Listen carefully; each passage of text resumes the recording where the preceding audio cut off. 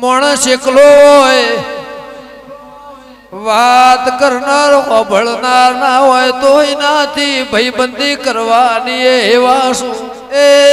હું ગાયો ના પુનઈની માતા છું બાપડા બચારા તમને નહીં થવા દઉં કોઈ દાડો જગતમાં કળિયુગની વેળા છે તમને ઓછું ન તોછું એ નહીં પડવા દઉં જે હાચા મનની વાત કરે એટલે તેનું ભના એ હોજવેળની વંશમાંથી રૂંગું આવશે